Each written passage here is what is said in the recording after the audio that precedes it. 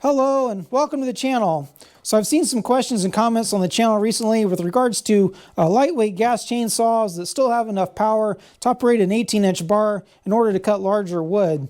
And I guess since the fuel prices have been so volatile recently, fuel economy is also on everyone's mind. So when I saw those discussions, I immediately thought of this Stihl MS211. I bought this chainsaw about 5 years ago, mainly to do smaller jobs and delimbing jobs, but also to act as a backup for a larger primary saw. Because it has a modern stratified engine design, this chainsaw is also very fuel efficient. So in this video, I'm going to concentrate on doing a full 5-year review on this chainsaw. And in the next video, we'll look at fuel efficiency. So I'll see how much wood I can cut on a single tank of fuel. So if you want to see that video, you might want to subscribe and turn on your notifications. Okay, so what we have here is the Stihl MS211 CBE model. This is a homeowner saw from Stihl, which means that it's really designed for lighter use relative to their farm and ranch or pro saws. It slots in just above the MS181, but below the MS251, and it's Stihl's smallest chainsaw that can operate an 18-inch bar. So as for specs, the chainsaw comes with a 35.2 cc engine. The power head weighs 10.1 pounds, puts out 2.3 horsepower, and it can utilize a bar and chain from 12 inches up to 18 inches. And here in the US, this particular model retails for around $360. Now there's also a standard version of this MS211, but the CBE model comes with Stihl's easy to start spring-loaded crank system. It also comes with a priming bulb and a quick chain adjuster. Now this chainsaw is ridiculously easy to start, even if it's really cold outside or has been sitting for a long time. And the way that works is you have a little spring clutch mechanism between the pull rope and the engine crankshaft, and you're never really pulling directly against the engine compression. You're really just winding up a little spring. And once the tension in that spring overcomes the engine compression, the tension is released to spin up the crankshaft and start the engine. And I find that I can usually get enough tension in the spring just by pulling the rope up about halfway. That's usually enough to start it, so it requires very little strength. In fact, a few weeks ago, I had my daughter Ava, she's 12 years old, go outside on a cold day to try to start this. I took the bar and chain off and had her put some safety glasses and some earplugs in, and I had her try to start this.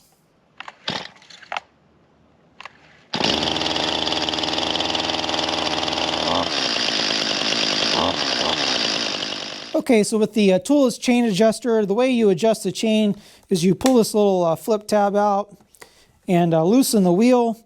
And then to adjust the chain tighter or looser, you just turn this little black wheel here. And once it's where you want it, you go ahead and tighten this big wheel up and close the tab back. Now the top cover comes off really easily. You just have a single little tab here on top, and that gives you access to everything you need there. You have a standard flock style air filter, and there is this little plastic shroud. It is removable, but it limits access to the carburetor a little bit. But otherwise, maintenance on this chainsaw is pretty easy and reasonably straightforward. Okay, so just outside here I have a Douglas fir tree that blew over in a recent storm. So what I'm going to do is I'm going to take the 211 here, and I'm going to start by delimbing the tree, and that'll give you an idea of how nimble the chainsaw is. And then I'll bump it up and start cutting some larger cuts, and I'll do a comparison with this Kobalt 80-volt cordless chainsaw here. Now, the reason I'm using this cordless chainsaw as comparison is that this chainsaw is designed to compete with entry-level 50cc homeowner chainsaws, so it should be a pretty good proxy for comparing to the next size up relative to the MS211 here. Okay, so for the smaller cuts, I have this Oregon 14-inch laminated bar with the Advanced Cut S50 low kickback chain. For the larger cuts, I'll be using the original Stihl 18-inch bar with a PM3 low kickback chain. I also have a standard Oregon bar and chain, also low kickback chain on this Kobalt chainsaw, and all three chains are in great shape and have just been sharpened. Okay, so here's the tree I'll be cutting up today. I'm going to start with delimbing, and for that I'll be using the 14-inch bar. Once the tree is delimbed, I'm going to go ahead and cut it approximately in half. I think I can use the 14-inch bar for that, and then I'll go ahead and switch over to the 18-inch bar to do some bigger cuts. Okay, so this is going to be a cold start. I haven't started this chainsaw in a couple of weeks, so let's see how it goes.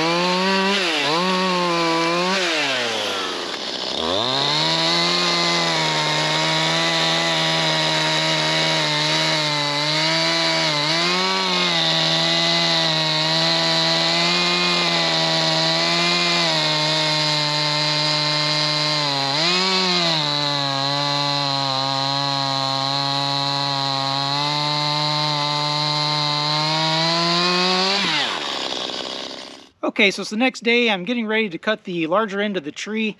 Now, as you can see, I got some rot in the middle of the tree, but the surrounding area seems pretty solid. So I'm going to give it a go and see how it works out.